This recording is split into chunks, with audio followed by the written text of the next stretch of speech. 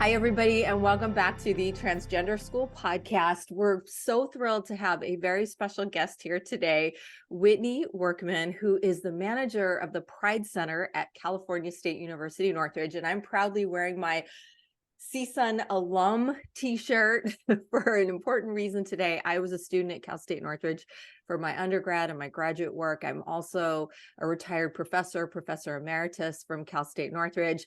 And I got to meet and hear Whitney speak recently at a training that I was helping to facilitate for the Educational Opportunity Program. And I was just blown away. I should have known better. I should have known more about the Pride Center.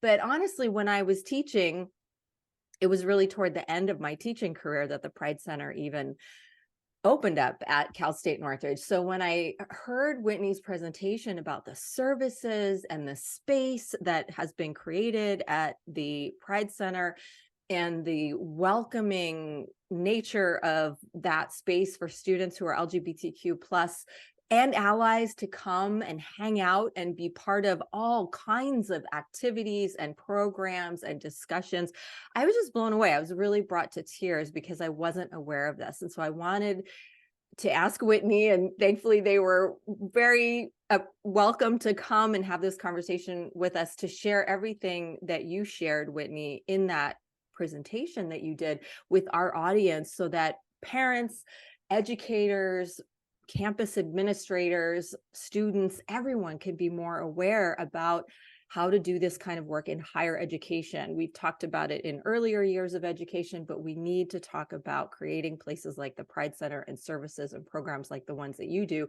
as a model for the cutting edge of what's happening in higher education. So welcome and thank you for coming to talk with us about this. I'd love to just ask you the first question. Can you tell us more about yourself and how you ended up being the manager of the Pride Center at Cal State Northridge? Yeah, so my name's Whitney Workman. My pronouns are fae or they. I grew up in Houston, Texas. I actually kind of thought I was going to end up being like a psychiatrist. So I was in one of those magnet schools that are geared towards like certain professional careers. And so mine was like medical focused.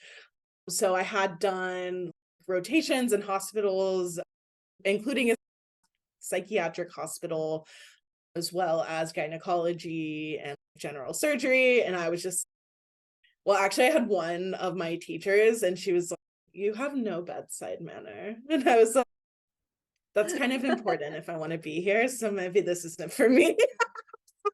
And so I was like, okay, this isn't my vibe, but I want to really explore. I spent a lot of time in online communities as like a high schooler. I actually, in my high school, I was the second person ever to like come out publicly. And the person who was the first person was actually the one who initiated the creation of our GSA. So that's really where I feel like I got started in this kind of work, is being one of the few out people in my high school and really even, fighting with admin in that context of like understanding the gravity of notifying parents that students are trans in the K through 12 setting, and the harm that that can do, and dress codes and all of that kind of stuff. So I knew I wanted to like explore like gender studies more, particularly like feminist history. That's really what I was interested in. And so I actually started as a poli-sci major because I have, on my dad's side of the family, there's quite a few judges and stuff, and I was like, oh, okay, like maybe I'll take this policy or like this route and I'll go towards like more like policy and things of that nature. And then I was like, nope, I don't like this. There's not enough like people-centered nature to like what this field is doing. And so I switched to anthropology, and then I had a minor in women and gender studies in German, oddly enough. And so that's really, and that was at the University of North Texas in Denton. So I went from South Texas to North Texas, which is a big culture shift for me. They did have a Pride Alliance in my undergrad, and I had a friend who worked there, and that was really kind of the only reason that I went there. I think for a lot of other campuses, the struggle is funding. that was really a big thing there, is that it wasn't necessarily well supported administratively, and consequently that meant they weren't really well funded financially either. So they were sort of limited in what kind of programs and services they were able to provide. And similarly, and I would say like really across the nation, it's pretty typical to have only 2 full-time staff, which depending on the size of your campus, like that's a lot of work for 2 people. I didn't really like utilize those services in my undergrad. I actually ended up being more involved as like an organizer, as in a feminist organization and working in reproductive justice. So that's really where I started to find frameworks and theories that made sense to me in terms of working with people. And so I went to several like conferences and got to learn a lot from Loretta Ross and a lot of Black feminists. And that's really where I tried to ground my work. So then I went straight into grad school because I was like, get me out of Texas. This is the only way to get out here fast. So I applied for the Master's of Student Affairs program at UCLA. And that's a 1-year accelerated program focused on the practitioner side. And so I went to UCLA for a year and I did my internship with student organizations, leadership, and engagement. So I was working with student organizations primarily, but also I was really interested in, they have a student affairs mitigation team. And sort of what that looks like is anything related to free speech that happens on the campus. So UCLA is a public campus. And any large events, they call in different student affairs staff to help support those events. And so I was really interested of like, what does that look like? How are we navigating on different campuses what free speech looks like, both like upholding that value, but also maintaining the safety and the campus climate. And so that was really, and I liked looking a lot at policy in regards to student organizations, funding structures, all of that. I was just very interested in that. So that's where I spent a lot of my time at UCLA focusing on, was really student organizations. Then after graduation, I was like, I know that I want to work in a cultural center. That's where I want to be. That's what I want my next move to be. I had tried to be in all these professional LGBTQI plus spaces prior to graduating from my master's program, and it just hadn't worked out for me. And I was like, no, I want to dedicate this time. And then I was very fortunate that I have family here to support me like in the job search. And then I applied for the supervisor role here at CSUN in the Pride Center. That's where I really started about 3 years ago now. And in that role, I was directly supervising, I think it was still about 10 people, maybe a little less, maybe like 8 or 9 student staff directly, and supporting them in creating different programs and events for the LGBTQI plus community on our campus. I did do some walk-in appointments for any students that were looking for any additional services or just to kind of talk to somebody on campus. And then I really feel like I ended up leaning more into that relationship building aspect of working with students. And so as you start to build that rapport with students, like more students start showing up. And so that really started to become a lot of the work that I was trying to do, was really understand the context of the university and the experience for LGBTQI plus students across the campus, because different students have very different experiences based on what department, programs, and social spaces that they end up in. And so I really wanted to get sort of an idea of what the diverse set of experiences were on campus, and really supporting, what do you want to do? What do you want to accomplish? And helping them do that in a strategic way. And so that's really what I was, and I found a lot of, I think I'd always had passion for training. So in organizing, I had done quite a few workshops on different topics regarding like feminist movements, putting them in context in like organizing history, and specifically trainings on Black women, Black queer women and their experiences. And then when I started in the supervisor role, that was something that I wanted to lean into. Is I think I really like training. I like that like hands-on experience to really sit down and meet somebody where they're at and support them in their growth and development. in whatever like knowledge area that I was working in. And so as COVID happened, we had some major transitions within our organization, and we really just got to the point where we're like, we really need somebody who is able to directly oversee and support all of the resource centers housed under the USU.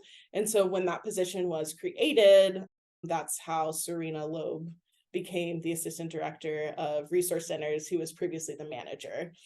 Serena had been the only full-time staff in the beginning when we opened in 2013, the first full-time staff member of the Pride Center. And as she moved up into that role, I started in a coordinator, like an acting coordinator role, as I was like gaining the professional experience to really take over the manager role that I'm in now, as of like 2 months ago officially, I think. Something like Congratulations. that. Thank you. That's amazing. Yeah. That's how I got here today, pretty much. Awesome. Thank you for sharing so much of your story. And I'm curious if you could share for our audience, for people who might not have gone to school with the Pride Center or might not have gone to a school when it had a Pride Center, what is a Pride Center? What is the value of having a Pride Center on campus? Yeah, so a Pride Center is really the LGBTQI plus campus resource center on any campus. So the names of it varies. So I'll speak to California specifically. We have the UC system, and then we have the Cal State system. And they have different historical contexts of how their LGBTQI plus campus resource centers came to be. For a lot of the Cal States, even though there was a lot of activism, CSUN even in particular around ethnic studies and different ethnic and cultural specific spaces, at that time when those movements were happening, there was not necessarily a movement that was asking specifically for an LGBTQI plus space. But on the UC campuses, that was something that happened. And so those started earlier. And especially during like the AIDS crisis, and what was happening to the community, just really recognizing there's a higher level of support needed for that community and that they were on the college campus. So like acknowledging that they were on the college campus, which I think also, because there's still CSUs that do not have a Pride Center or an LGBT center. And I think a lot of that comes from collecting data more intentionally on an institutional level.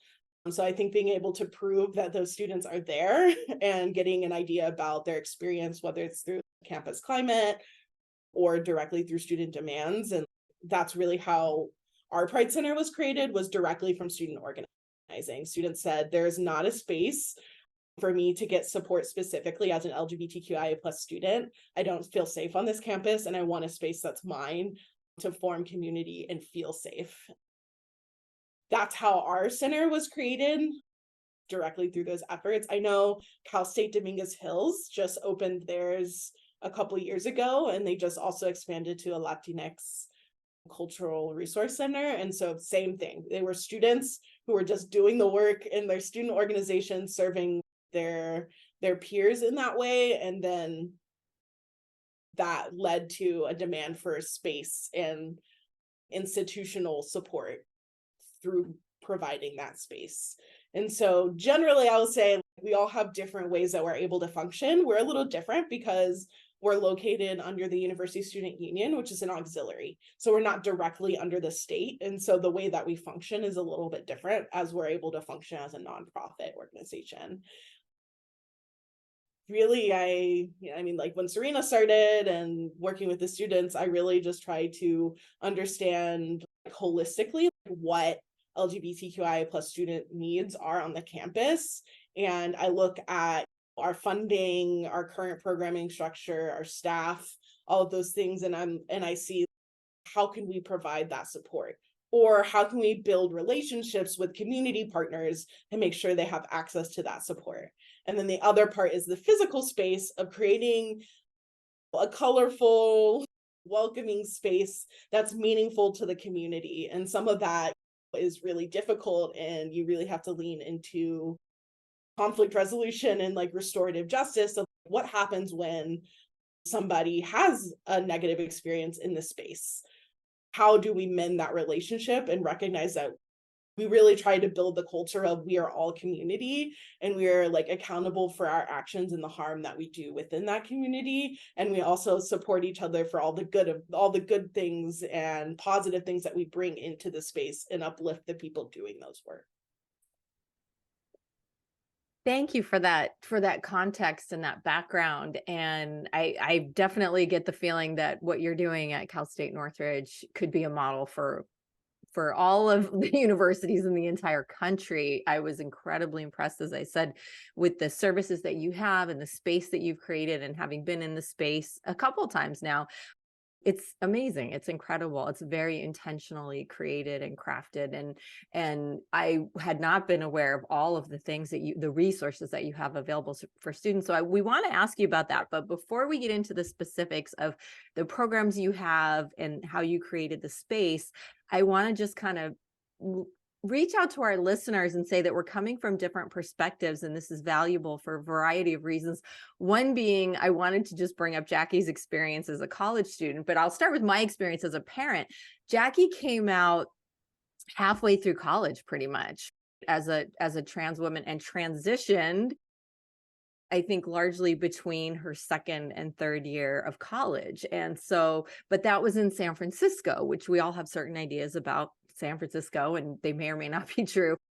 And as a parent, looking back, this was 6 years ago, it's kind of surprising to me, having come from being a professor at a university, and I did know about the Pride Center at CSUN at that time. I never thought to encourage her to look for resources on campus. That you probably don't remember us having any of those conversations, Jackie. And I don't think she thought, while I'm sure her campus had resources, I don't think she thought to really look into the resources available on campus. And I know, as a parent who's involved in many parents of LGBTQIA+ kids, at all ages, we talk constantly about how can we make sure that our kids are going to friendly schools and that they know about the resources available, and they think about the navigating the dorm situation and things that I'm sure you hear about all of the time, Whitney. So looking back, it's kind of surprising to me that it didn't even occur to me, which is why we want to be having this conversation with you, Whitney, to make parents aware, to make young people aware, to make people at universities, working at universities, aware. And Jackie, just can you speak to that, since that was your experience and you didn't really look to campus resources to support you through that time, even though I know you've talked about what a challenging time that was.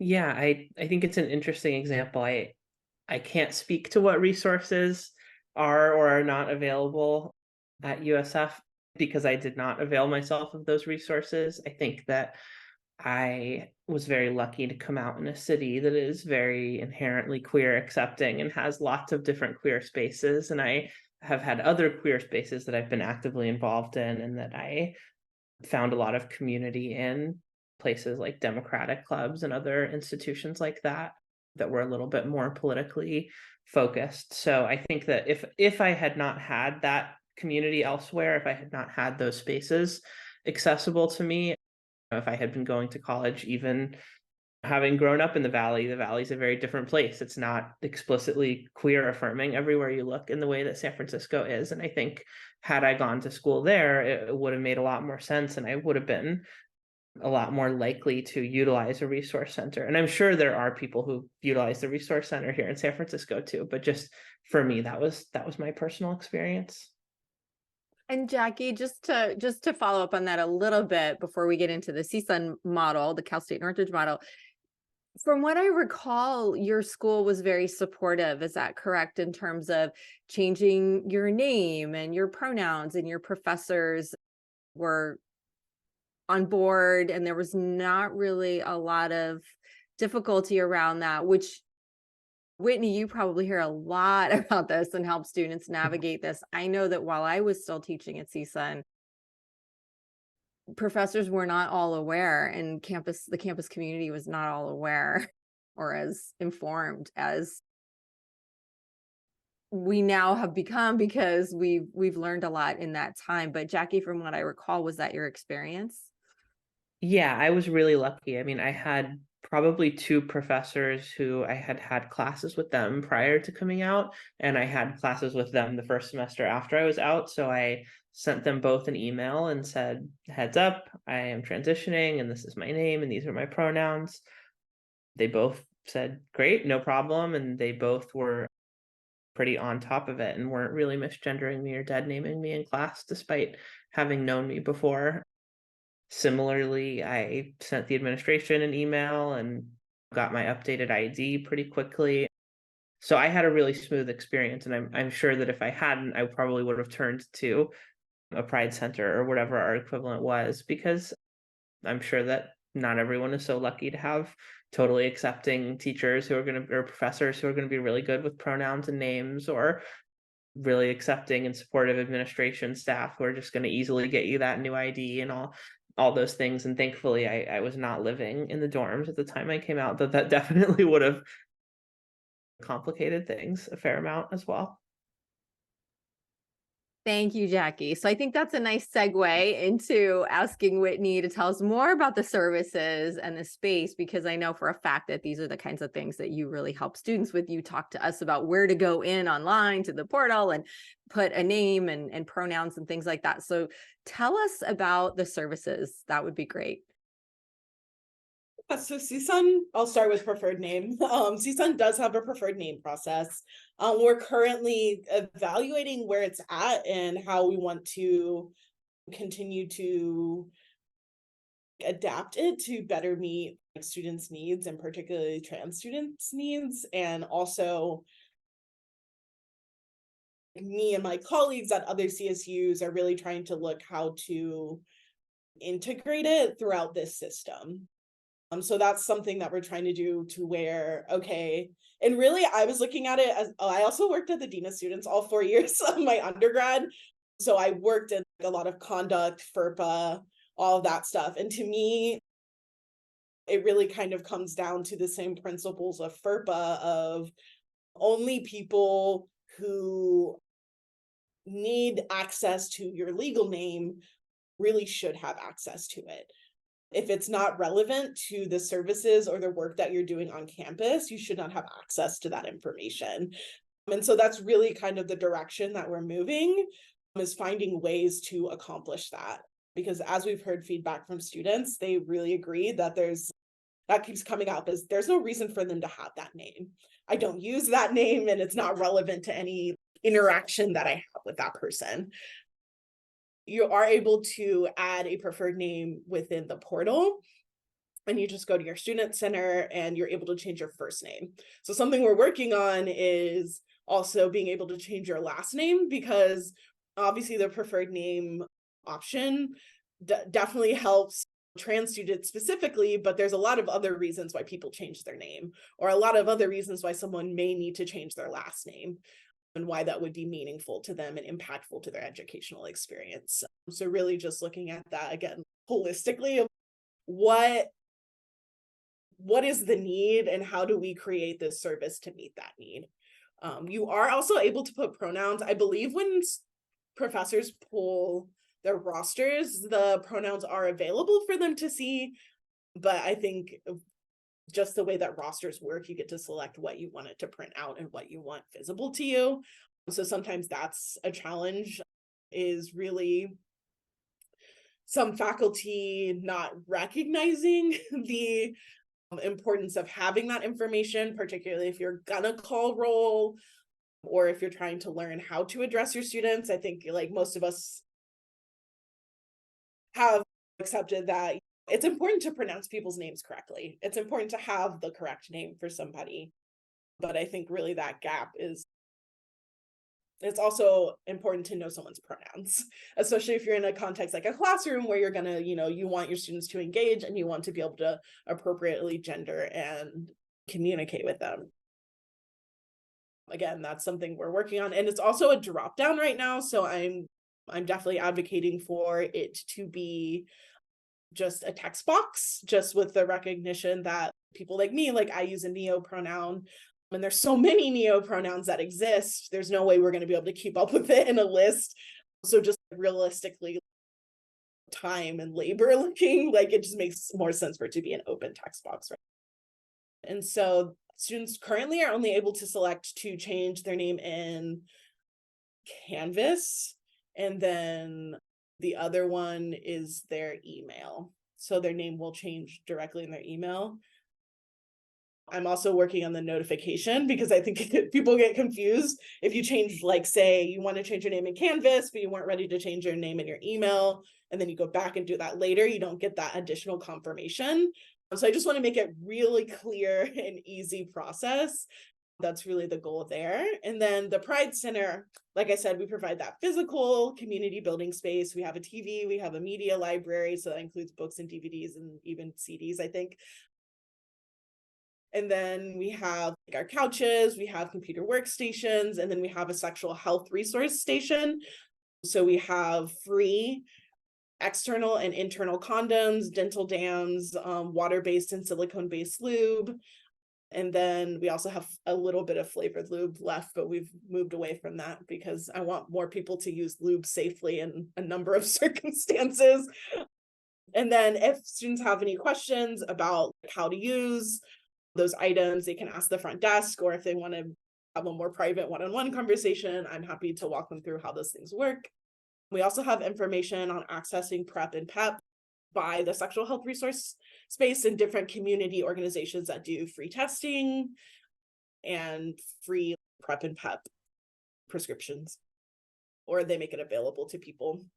And Whitney, sorry, for our audience, can you tell anyone out there who might not know what PrEP and PEP are and why they're important?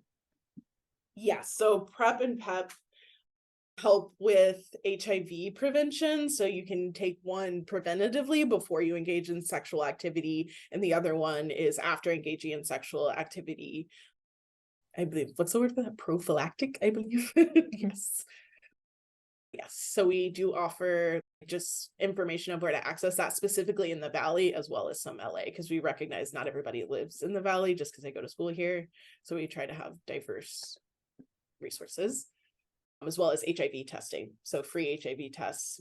A lot of places do free rapid HIV testing, but not a lot of places do free blood tests HIV testing. So again, we try to provide different resources for the different kinds of support. We also have, we were able to get some take-home rapid HIV tests.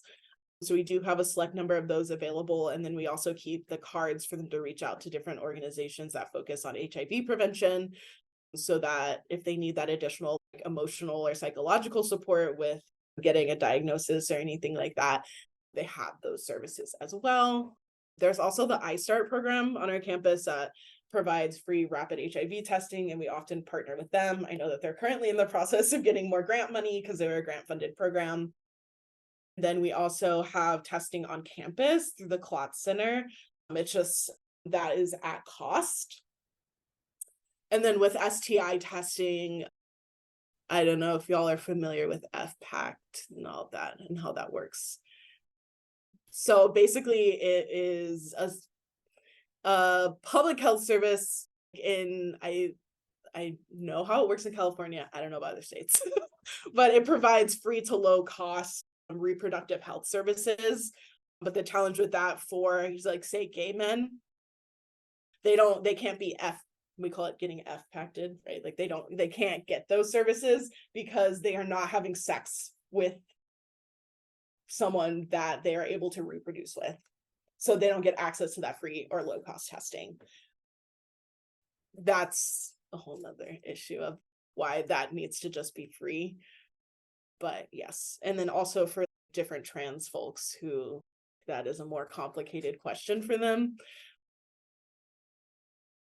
But they are available at cost. They are also able to, if you have a prescription for hormone replacement therapy already, they're able to fill that prescription in their pharmacy. If you want somebody to administer any medication related to HRT, or you have any questions, they are able to do that through our health center. Like I said, there's other institutions. The UCs are very lucky because they're usually attached to hospitals and medical schools. And so they may have more comprehensive options in terms of HRT, getting gender therapists, different things like that. As a CSU, we don't necessarily have that connection to a hospital. that is what we currently provide in terms of health services. We also have menstrual products for those who so currently at CSUN, they have menstrual products in all of the gender inclusive and women's restrooms for free. Obviously, there's people who maybe need menstrual products who are still using the men's restroom. And so we really just wanted to continue to provide those products for free for somebody who wanted to grab them from an environment where they didn't feel like they were being judged or stared at for accessing those resources. That's our little sexual health area, it's like right by our door. It says, please come and take it. You don't have to ask any questions. That's that part. And then we also have lots of board games for people who just want to hang out with each other and find different ways to get to know new people. We have a TV with different streaming services. So that allows us to do different screenings sometimes, or just watch a show together and talk about how, oh, so-and-so is a non-binary icon. Things like that. We have direct one-on-one meetings available currently with me. I'm the only full-time professional staff, but we will have a supervisor who will also be full-time and does those appointments with students. Often it's similar to working in the Dean of Students office, and then you're in charge of conduct. A lot of times people don't know we exist until someone refers us as a resource because something happened. I have quite a few of those meetings of, hey, this professor is refusing to use my correct name. This professor is misgendering me in the classroom. Or sometimes it's just about how content is approached within the classroom, maybe dividing people based on gender and creating uncomfortable experiences for students, or talking about concepts in very gendered ways. And when they try to open up for a more nuanced conversation, feeling like they were shut down or told those things aren't relevant. So that's especially because we have I have folks in CTVA. So yes, you're working on campus and doing film projects on campus, but you may also be working with outside entities on a film project. And so those kind of gray areas of how do I approach this, because I can't go to the school to advocate for me. So what does it look like to have those kinds of conversations in a professional setting? Then moving on to our programs, we have different areas of how I like to really divide our programs. And this also goes into how I approach staffing. So we have queer and trans people of color specific programs. So those programs are made specifically for community building and resources for our queer and trans people of color. And for them, sometimes they want a private space where it's only other queer and trans people of color. And so those are some of the spaces we try to cultivate. And we also try to address the educational portion of offering other opportunities to learn more about different, their history and other events going on, different communities, how to support them, the campus community. So we try to address all of those areas. And then we have trans programs and services. So for QTPOC services, I have 2 Pride Center assistants who their focus is on queer and trans people of color programs and services. And then for trans programs and services, the same. I have 2 student assistants who focus on trans programs and services for the year specifically.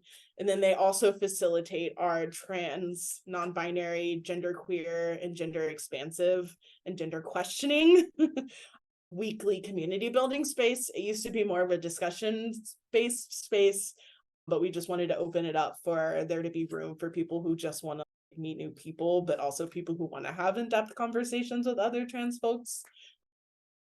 Sharing resources was really the big thing about Tea Time, which is our community building space.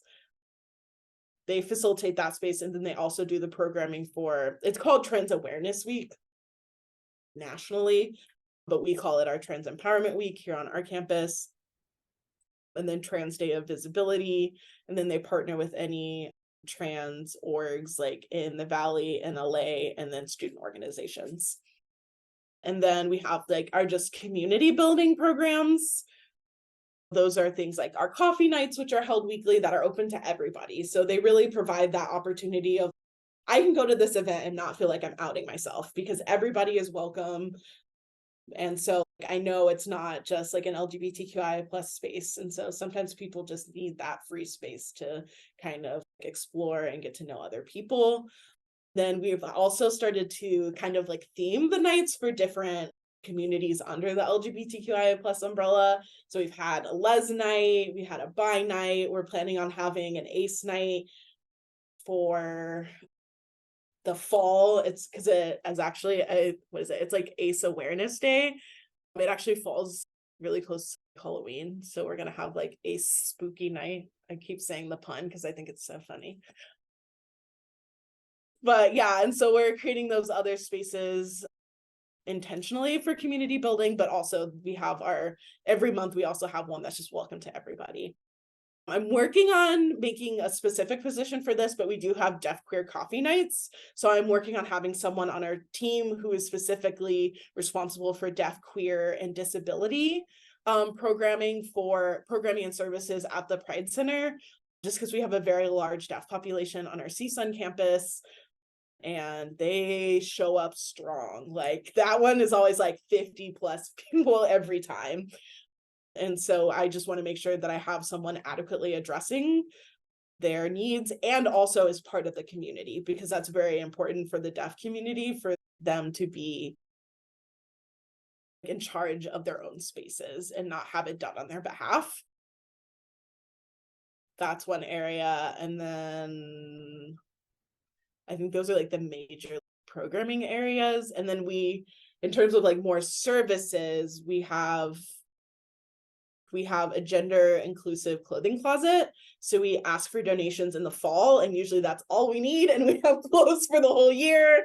And we do have set up pop-ups. So opportunities that are, hey, anybody on campus, if you stop by, we'll have all the stuff out, come grab it. But if anybody comes in the center, we usually let people grab from it like for the year until we donate it to. We usually try to find other LGBTQIA plus orgs that maybe aren't as well resourced that also have clothing closets, and we ask like what items they're looking for, and then we try to donate those if we have them, and then the rest of them we just donate to any organization that's like needing clothing. And then we also are working on having our legal name change clinics again. It's just been really difficult to find somebody to partner with who is a lawyer or an attorney specifically to kind of explain legal processes. But we have had sort of like overarching, like, here's what the process looks like. We're not able to look at your application and really tell you what needs to be fixed, but we have this service to tell you, here's what to expect from the process.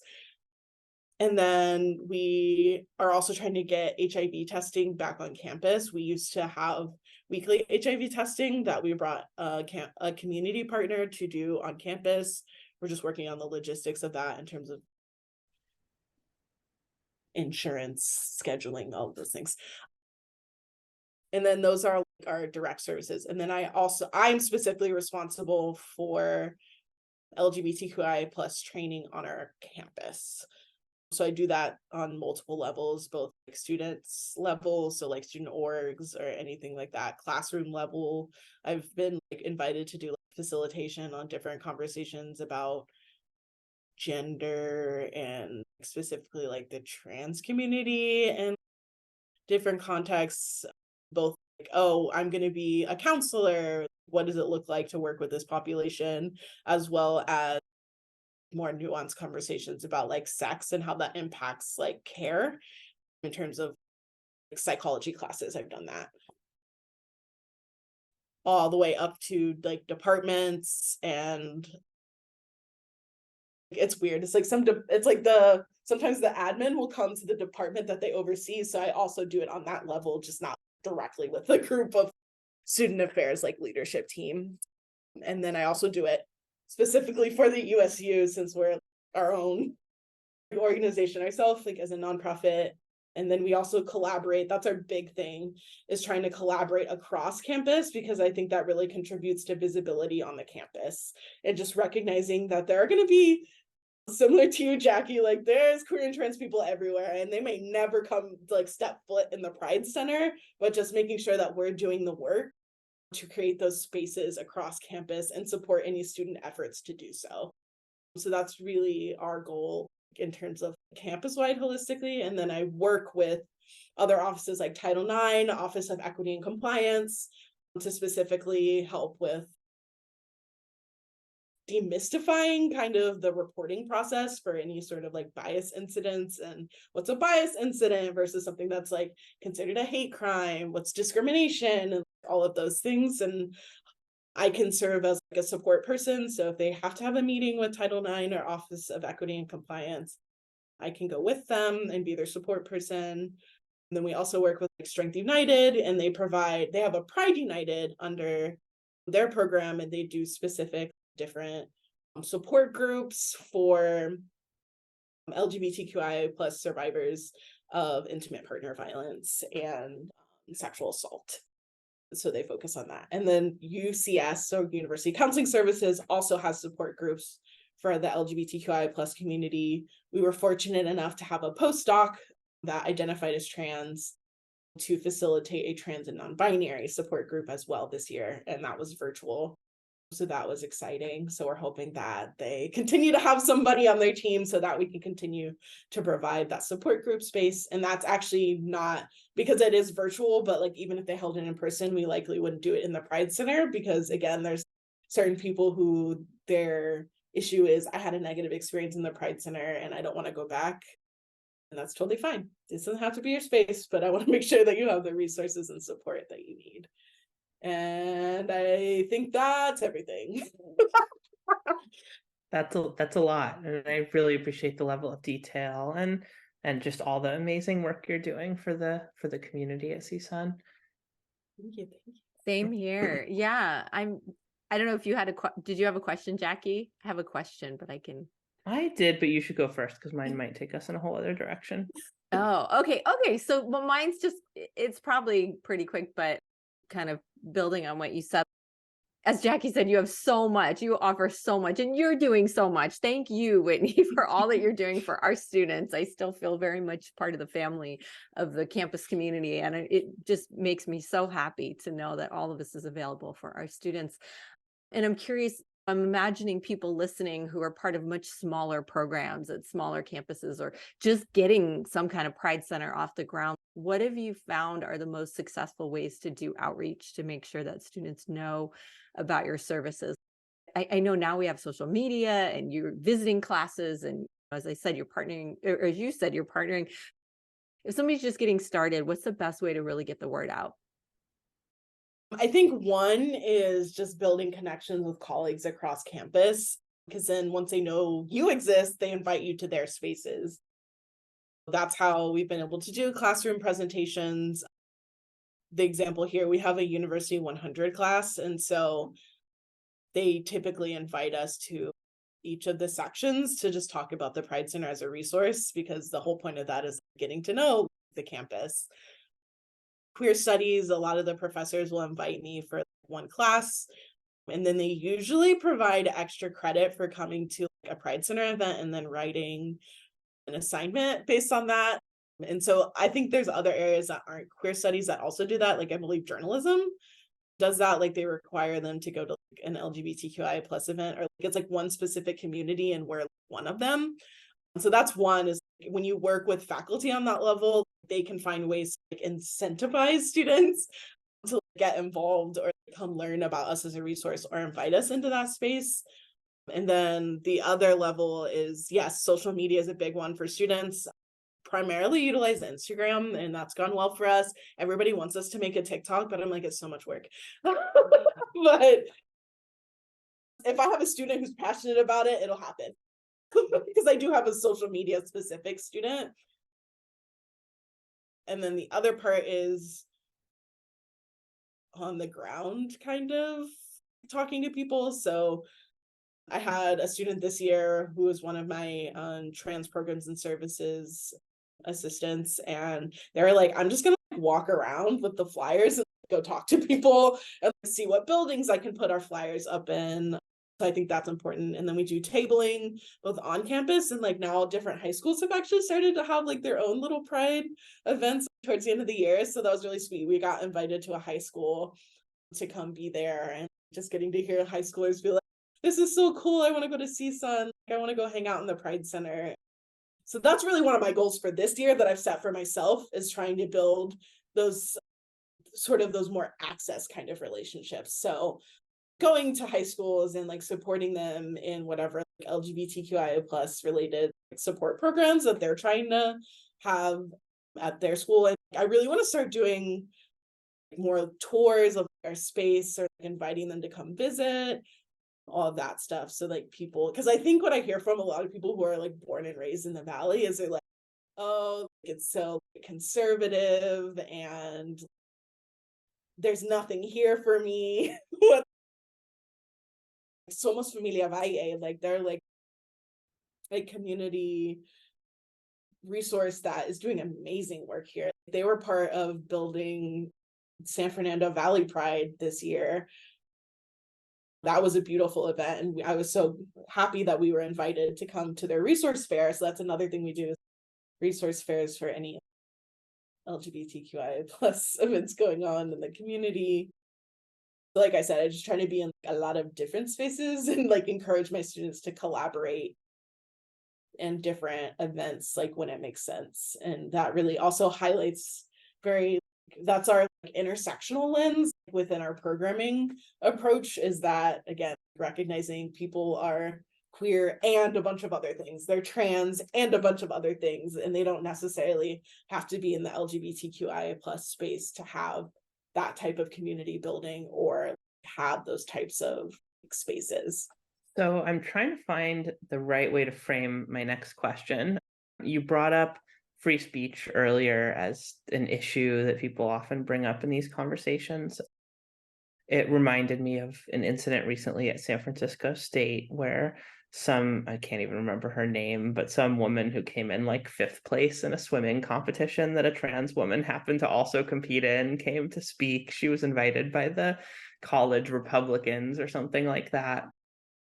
And people made a big deal out of it here, and there were protesters, and there was a group of people who actually like blocked her ability to exit the school. And in the moment, that was really cathartic for me. I was like, yeah, fuck her. Like, that's what you get for coming to San Francisco and trying to do this. And obviously she was surrounded by police officers, like she was not actually unsafe, but you deserve to feel a little taste of what it's like to be a queer person, to be anyone other than the cis white person that you are in this country. And then, whatever. Okay, so that was cathartic on some level, but then as I reflected on it, I was like, oh, I feel like we gave them a win, or that was an unforced error maybe, because then you have this video of this person being blocked from exiting a hallway by a group of activists, and that's on Fox News, and now Tucker Carlson's talking about it, and so I wonder, how do we draw that line of what? And it's such an interesting time because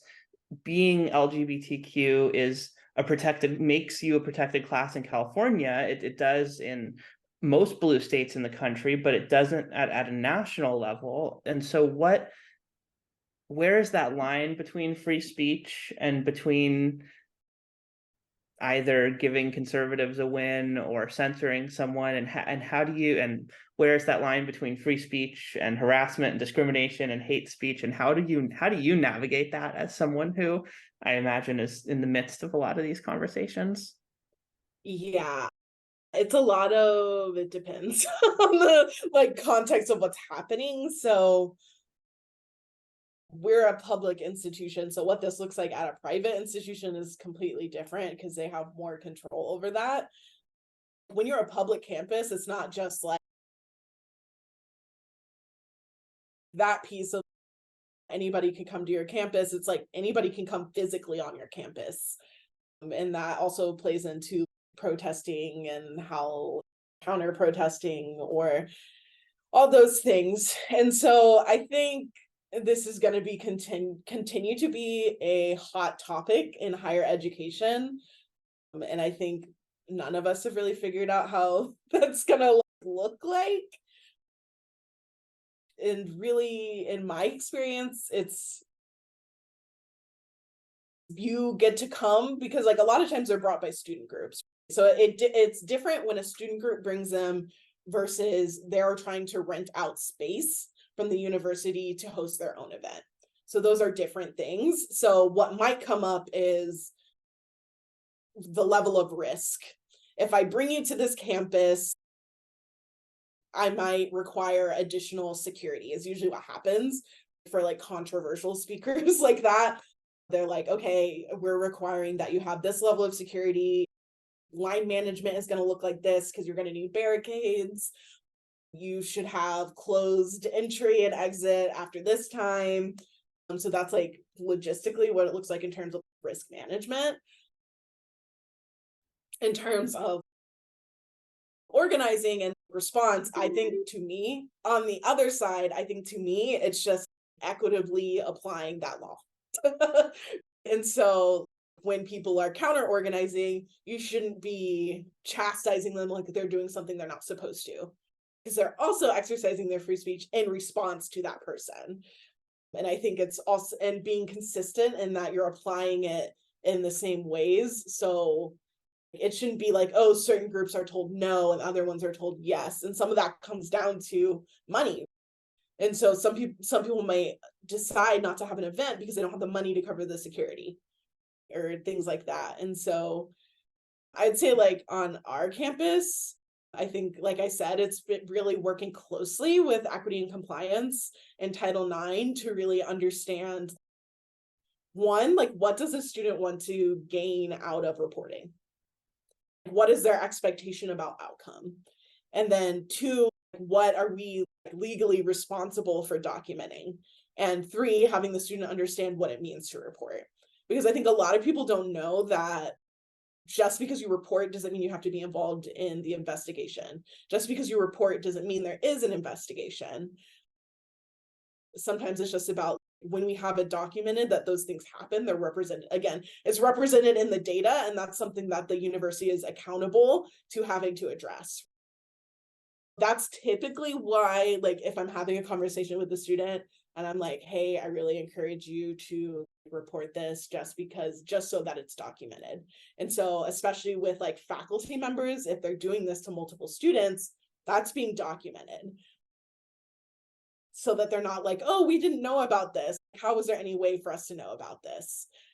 And then in terms of protesting in response to that, I mean, I think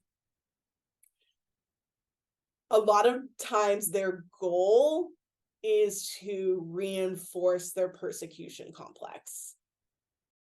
But I also think what they don't, I mean, kind of to your point, is yes, they're expecting that persecution, but that doesn't mean it's ineffective to, like you said, recreate the level of how we feel unsafe in our day-to-day lives. And responding in that way, I think really kind of what I try to tell students who are thinking about organizing in that way is with speakers, it's going to be what it's going to be. It's going to be like, there are people against you, and whatever happens in terms of what that looks like, and making sure that you're informed of your rights and what is and is not legal, what will cause you to be detained. Do you have a partner who's willing to cover the cost of bail if people are arrested? Being prepared in those ways. There's that side. And then also for there's like other circumstances where it's like, if you're trying to get the university to do something, I understand we can get caught up. We need to do something now. Like, I'm activated, like I'm emotional, I want to make it happen. And that's totally valid. Do that, like run with that. But also there's the strategy piece of like, do you have a list of demands? And that's what I really try to push is, do you have a list of demands? Do you have a list of things that you need to happen? Do you have a list of things that the university can hold itself accountable to? It's like both of, I try to encourage you to be like them to be strategic if they're asking for something specific, telling them how to also do that safely. And that's based on my own experience of like, here's how you do this safely. And I want them, my goal is to have that relationship with them where they tell me that they're going to do stuff, so I can be like, hey, here are things to consider. Or sometimes we're prepared to keep them safe. because it's not always the situation that police are there or that there's additional security. So being able to be on the ground with them and like, do you have water? Like the USU did that when there was protests happening on our campus after George Floyd. The USU was out there, we're like, do you have water? Do you need snacks? Supporting them in that way. That is some great organizing advice. I hope everyone's listening. Definitely. Good topics of conversation. I think this is going to really help people see what's possible, how to really provide a rigorous set of programs and services and support, and to really staff it and fund it in the way that it deserves. And I could see, I'm sure you could do a lot more, even a lot more, and I'm sure you would like to see a lot more support and funding, and we hope that you will. So I'm curious, Whitney, as we kind of wind down and really express our gratitude for you for sharing so much rich, valuable information about what you've created and how that can be a model, and what Cal State Northridge has created in the Pride Center, and how that can be a model for other universities, other higher education institutions. What else would you like people to know? What would you like our listeners to know about how to do this and how to do it well? I just think I want to touch on my future goals. And I think also we had our Southwest regional meetup so I met up with my colleagues from other LGBT centers. And so I think what we all notice is we're all trying to have LGBTQIA plus resources. And I think this has continued to be a trend of there just needs to be trans specific resources and support. And there needs to be somebody who is specifically responsible for that work, because this is hundreds of years of policy and practice on us. It's often like we're pulled in the room and we're like, great, we want to do this work, but that's a lot of work to do it well.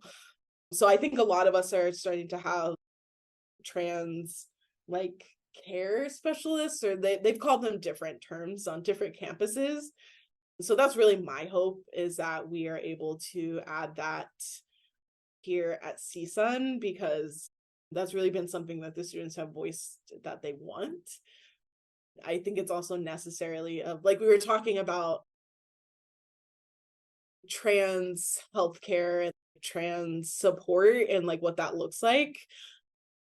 The thing about that is it's never just the medical transition. It's never just the social or all the other aspects of transition. And it's so much more issues that intersect with other issues that make things complicated and make things difficult. And honestly, it leads to, on the educational context, somebody leaving the institution because they're just not able to focus on their education in that way, or all of those things. And so really looking at holistically, what does it mean to support trans students? And